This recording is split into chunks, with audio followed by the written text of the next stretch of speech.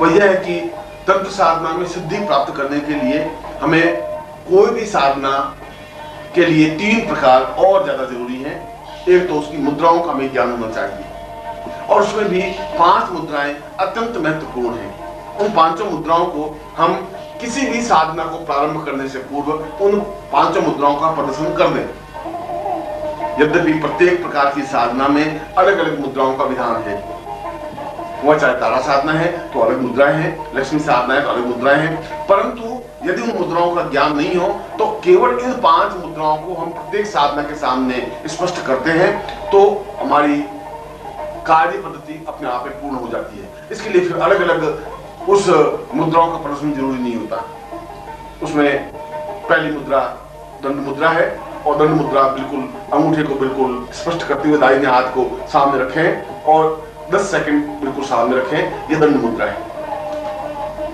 दूसरी मुद्रा मत्स्य मुद्रा है और बाएं हाथ अंगूठे खोल करके उसके ऊपर दाहिने हाथ रखें और अंगूठा खोल दें।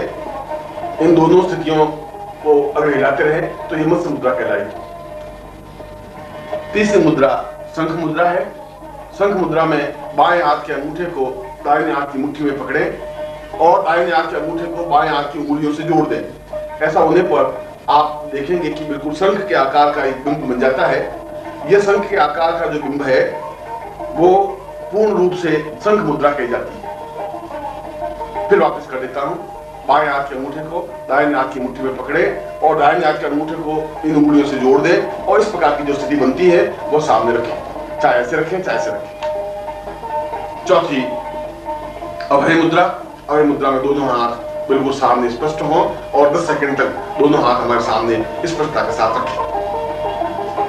और 5वीं मुद्रा अपने आप में हृदय मुद्रा है। हृदय मुद्रा में 5 उंगलियां खोल करके पूरे हृदय पर स्थापित हो और अंगूठा ऊपर की ओर अग्रसर हो, सिद्ध हो। इस प्रकार से हम कुछ सेकंड तक 10 सेकंड तक बैठे। इन 5 मुद्राओं को यदि हम किसी भी साधना में स्पष्ट करते हैं तो उस साधना में सफलता की संभावनाएं ज्यादा बन जाती है।